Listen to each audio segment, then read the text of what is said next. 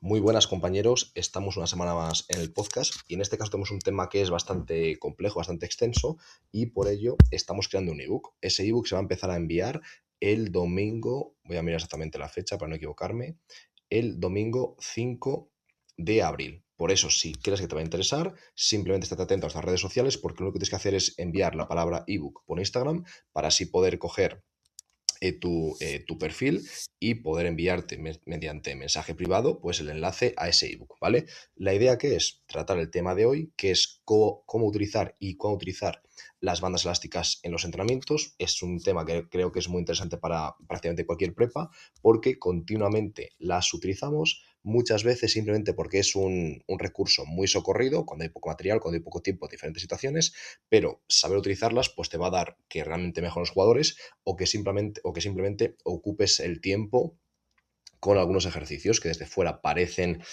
bonitos o funcionales, pero que a lo mejor no son muy útiles, ¿vale? Entonces, ¿cuál es el contexto? El contexto es que prácticamente que vayas a cualquier calentamiento, activación de baloncesto o a casi cualquier sesión de diferentes niveles, desde Euroliga o NBA hasta cantera, seguramente veas bandas elásticas. Es muy difícil que tú no veas esas sesiones, que no veas alguna banda elástica, algún ejercicio realizado con banda elástica, ya sea con el prepa o incluso de forma autónoma los jugadores. Entonces, ¿cuál es el problema? Que un uso sin criterio hace que realicemos ejercicios que parecen similares al gesto específico, por lo tanto parecen útiles, parecen funcionales, pero que a lo mejor no lo son. Entonces, ¿cuál es el objetivo de este episodio? Saber cuándo sumarlas, en qué momento y en qué gestos, ¿vale?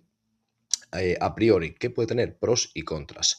Pros, pues claramente que son baratas, nos permiten con muy poco tiempo entrenar y también que a la hora de desplazarlas a viajes, por ejemplo, a hoteles, a diferentes pabellones, pues no nos pesa prácticamente nada. Es decir, es una ventaja muy grande. No es algo anecdótico poder mover nuestro material. Por muy bueno que sea, por ejemplo, una resistencia inercial, una máquina yo-yo, si yo no puedo moverla, pues ya me va a tener cierto condicionamiento. Si yo, por ejemplo, trabajo, imagínate en una cantera, un chico trabaja en 4 pabellones diferentes durante la semana, pues por muy buena que sea la yo-yo, o la lleva a un sitio o la lleva a otro, es muy difícil que lo vaya moviendo. Por lo tanto, ya es una ventaja a nivel de que sea práctico.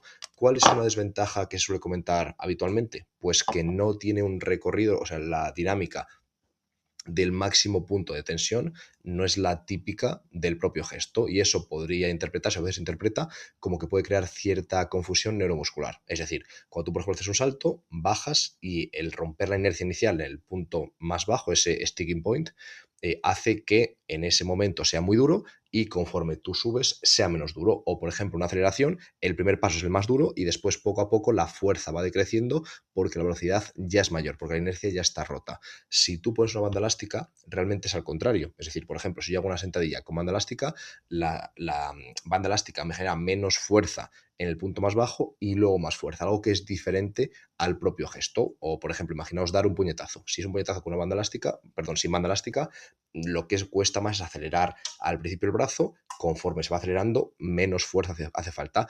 Con la banda elástica es al contrario. Esto podría interpretarse como una desventaja porque rompe esa dinámica. Pero yo creo que también puede interpretarse como una ventaja. Es decir, si tú continuamente durante años siempre entrenas de esa forma, lo probable es que vas a tener menor capacidad de adaptación porque tu cuerpo continuamente está recibiendo el mismo tipo de estímulo, la misma orientación.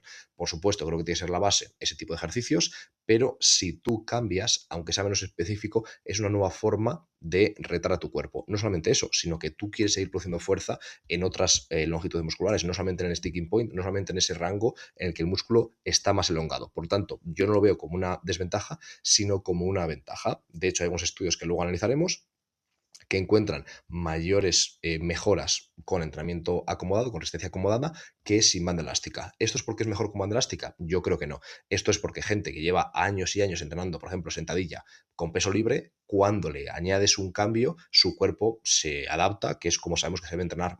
El cuerpo busca adaptaciones para solucionar la tarea o los estímulos a los que es expuesto. No es que quiera mejorar su salto, sino que si tú le propones ciertos estímulos, el cuerpo reacciona a esos estímulos. Por lo tanto, si nunca los cambiamos, ya sabemos que lo mejoramos y añadir esa resistencia acomodada, pues es una buena variable, ¿vale? Es una buena variante que podemos utilizar.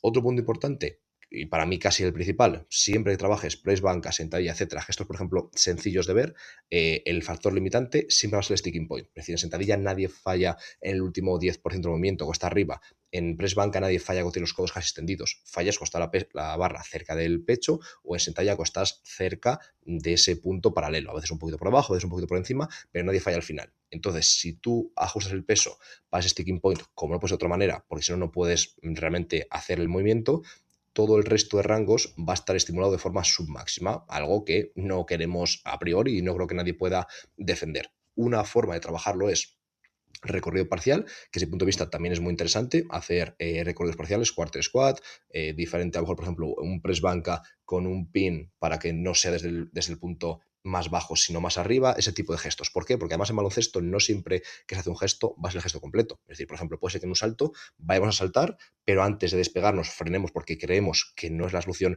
más motriz más adecuada y de repente otra vez saltemos, pero desde ese ángulo. Es decir, que ahora el sticking point no es el más bajo, sino que se ha hecho una especie de media sentadilla, se para y luego se vuelve a saltar. Es decir, que en ese caso sí que queremos también aplicar mucha fuerza y romper la inercia en un gesto más elevado, con menor recorrido, con menor longitud muscular. Por todo ello, creo que es muy interesante saber cuándo utilizarlas y cómo utilizarlas, ¿vale?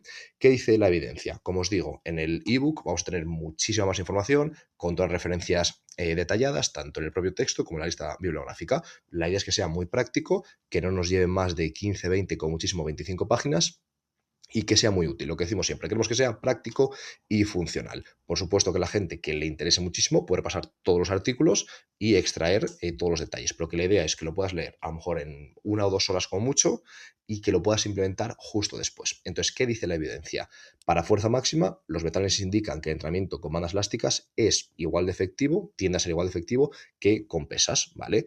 Para mi gusto, ¿qué es lo más interesante? ¿Qué es lo que suele mostrar la evidencia? Que a partir del 80% de un RM tiene beneficios superiores. Es decir, no tiene sentido poner un peso muy ligero y poner banda elástica si tu objetivo es aumentar la fuerza máxima de los jugadores. Si lo es, por ejemplo, con el 80% y añadir esa resistencia acomodada. También creo que es muy interesante cuando tenemos jugadores que a lo mejor tienen la espalda regular, hacer recorridos parciales hace que pongamos muchísimo peso.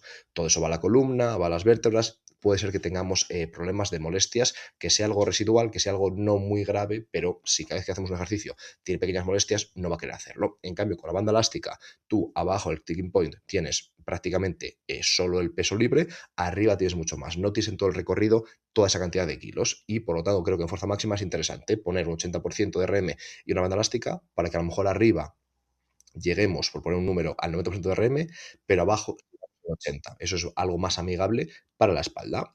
De cara a la potencia y velocidad, creo que aquí es el uso más interesante de las bandas elásticas. Aprovechar para que nos lancen hacia abajo más rápido, acelerar ese cambio de dirección, es decir, ese cambio de fase excéntrica a concéntrica, va a ser mucho más rápido con bandas elásticas y peso libre que solo con peso libre. Y eso tiene transferencia luego al salto vertical, al sprint, a los cambios de dirección. Y luego lo comentamos respecto a la activación muscular al principio. Lo que se puede ver como una desventaja, creo que también es una ventaja. Cuando trabajamos con peso libre, a priori, el pico de activación está en una zona más elongada. Por ejemplo, la sentadilla está más hacia cierto grado de flexión, por ejemplo, de la cadera. Entonces, el cuádriceps está relativamente elongado. Suele estar en ese punto de mayor elongación muscular.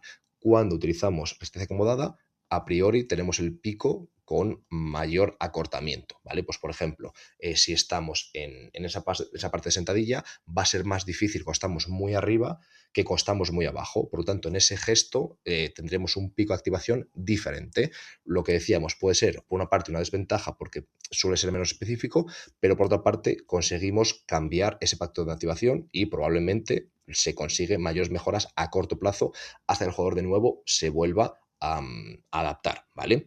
Entonces, ¿cuáles podrían ser los beneficios en baloncesto? Yo diría para un preparador físico de cualquier nivel. Por una parte, que tienes otra herramienta más. Es decir, aquí en ningún caso queremos decir que es mejor que utilizar peso libre, sino que utiliza peso libre y además bandas elásticas. Te va a hacer tener más herramientas, poder saber cómo utilizarlo y romper estancamientos. Un jugador, por ejemplo, que entrena muy duro, que lleva muchos años entrenando bien fuerza y que no conseguimos que mejore. Pues vamos a probar esa resistencia acomodada durante 4, 6, 8 semanas a ver qué tal.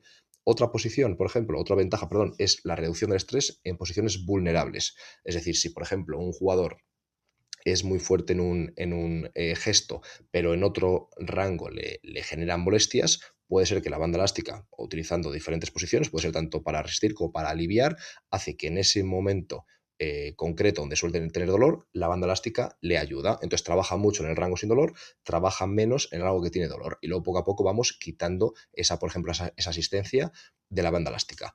Algo específico, algo muy interesante, creo que es que nos da especificidad y que es muy versátil. Es decir, es muy difícil con peso libre poder a lo mejor resistir un paso lateral, un paso cruzado, una desaceleración de 3 pasos.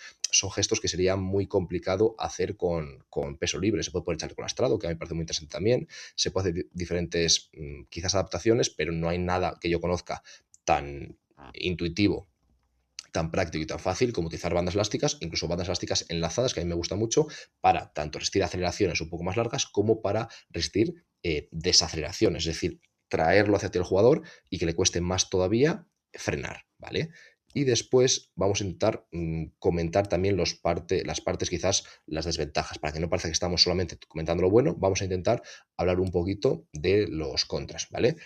A priori, siempre utilicemos bandas elásticas, resistencia acomodada, vamos a tener menor estímulo en posiciones elongadas, es decir, posiciones, como decíamos, profundas. Y esto va, en principio, a condicionar que haya una menor hipertrofia. Por la hipertrofia se suele dar cuando estamos más en posiciones elongadas, aunque lo ideal es recorrido completo, pero sabemos que fuerza excéntrica, fuerza dinámica, recorrido completo produce más que en recorrido parcial, y que dentro del recorrido parcial el distal, en el que estamos más cerca de ese límite de la articulación, es el que más hipertrofia produce. Por lo tanto, a priori en este caso no es una ventaja. Por otra parte, la difícil cuantificación de la carga. Es decir, aunque la banda nos pone, pues son 40 kilos, son 50 kilos, eso quiere decir que en una extensión concreta, que en una elongación concreta de la banda, produce esa fuerza concreta. Claro, es muy difícil calcular que tú estás justo estirándola 1 metro. Aparte, 1 metro es lo que, o perdón, 50 kilos es lo que tira en ese metro de estiramiento, de elongación, cuando la compras. Cuando pasan 2 meses ya son 45, cuando pasa X tiempo es menos todavía, entonces es más difícil aún cuantificar la carga. Depende también mucho de la estatura del jugador. Si haces, por ejemplo, resistencia, eso pasará mucho os habrá pasado. Hacemos una sentadilla con banda elástica y cogemos al pivot y cogemos al base. Obviamente el estímulo es súper diferente. De hecho, hay veces que con los pivots da casi miedo porque se pueden romper. Y ese es otro de los puntos negativos, que pueden ser peligrosas. A mí me ha pasado casi una vez por temporada, intento que no pase, para al final de manera, que al hacer algún tipo de sprint, las bandas se van desgastando. Yo intento cambiarlas cuando toca, pero a veces es difícil darnos cuenta, se pueden romper y dar al jugador en la cadera, en el culo, en diferentes sitios, ¿vale? Y por último, otro tipo de punto débil podría ser esa falsa sensación, perdón, de trabajo útil. Es decir, al final es muy fácil generar gestos que se parezcan al juego con bandas elásticas, y eso podría hacernos pensar que estamos trabajando bien cuando a veces no es de esa forma.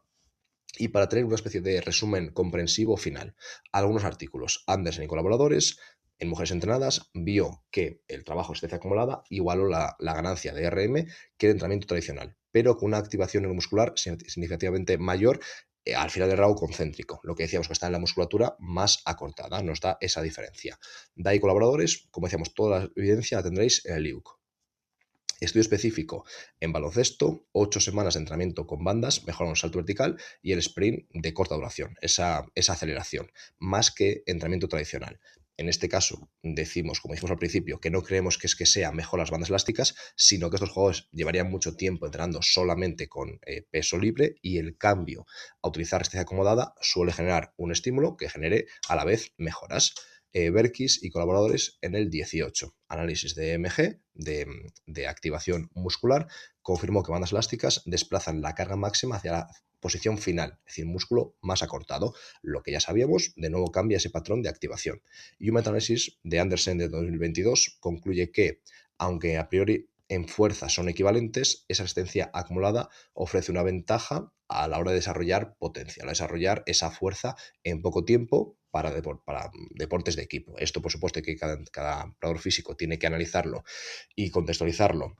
¿A qué se refiere con ventaja? Es decir, puede ser una ventaja en el sentido de que nos permite un menor tiempo de acoplamiento entre fase excéntrica y concéntrica. Como decíamos, al poder bajar más rápido, consigues que esa fuerza elástica sea mayor. Es decir, puedes perder a lo mejor un poco de RFD concéntrico comparado con parar y explotar, pero en cambio esa transición de céntrico a concéntrico muy elástica, utilizando, valga la redundancia, bandas elásticas, puede ser más rápida porque bajamos con la fuerza de la gravedad, bajamos lo más rápido que nosotros podemos solamente dejándonos caer, pero la banda elástica además nos tracciona. Por lo tanto, a priori ese tipo de gestos estarían potenciados. Así que nada, compañeros, ya hemos acabado este podcast. Pero importante lo que hemos comentado al principio, si te interesa este tema, si crees que quieres saber más porque va a ser útil para tu día a día, simplemente escríbenos por privado la palabra ebook, lo empezaremos a enviar en una semana, es decir, todavía no lo vamos a tener disponible, pero sí que estarás en lista de espera para poder recibirlo el primero o en la primera tanda, ¿vale? Entonces simplemente escribes por privado la palabra ebook y que sepas que va a haber ese libro para esta edición, ¿vale? Y también estamos preparando una formación específica para el Clutch, nuestra de formación mensual para profesores físicos de baloncesto, por lo que quizás te puede interesar echarle un ojo. Así que nada, compañero, nos escuchamos la semana que viene.